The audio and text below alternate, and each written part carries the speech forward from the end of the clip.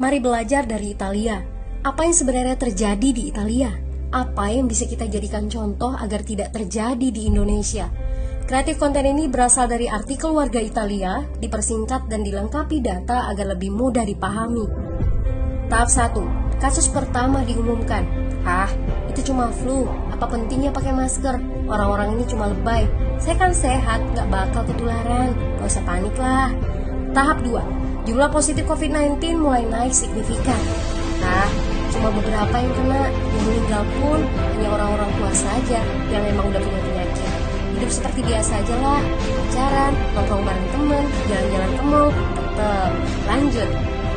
Tahap ketiga, jumlah kasus meningkat dengan cepat, berlipat ganda dalam 1 hari.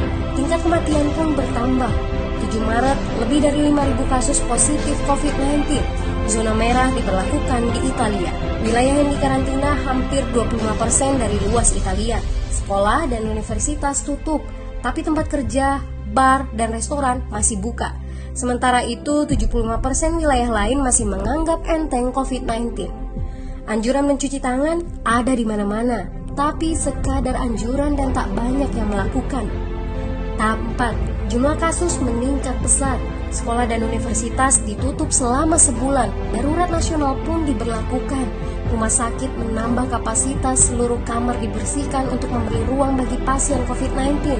Tapi tak ada cukup dokter dan perawat.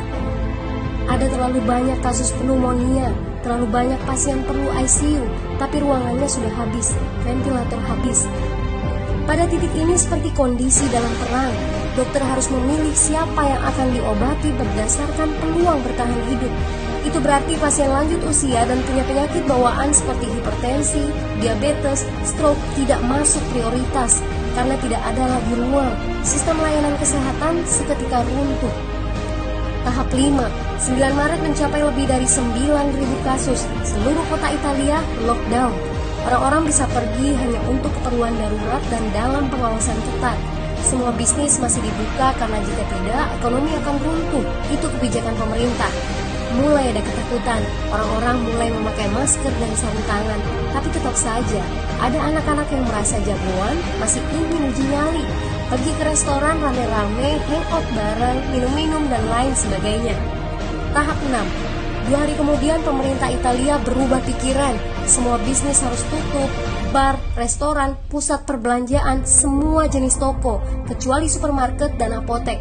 Penyebabnya, karena dalam sehari yang positif bertambah lebih dari 2.000 kasus.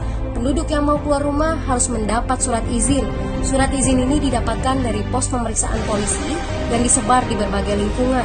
Yang melanggar bisa kena denda 3,3 juta rupiah. Bagi pasien positif yang tidak mau mengkarantina diri, bakal dituntut dengan pasal pembunuhan, hukuman 1-12 tahun penjara. 21 Maret jumlah korban meninggal di Italia terus meningkat melampaui Cina. Sebagai gambaran, luas Italia itu kurang lebih 2 kali Pulau Jawa. Penduduknya lebih dari 60 juta jiwa. Lalu apa yang harus kita pelajari dari Italia? Yuk, mulai dari diri sendiri, mulai dari di rumah aja. Jaga kebersihan lalu isolasi diri dan keluarga. Tidak keluar rumah kecuali sangat penting. Ini saatnya memulai solidaritas. Yang mampu harus mulai membantu yang tidak mampu. Ini adalah bentuk usaha dan doa kita semua. Semoga badai corona ini segera berlalu. Mari memulai kekompakan dengan membagikan informasi ini. Di rumah aja, mari belajar dari Italia.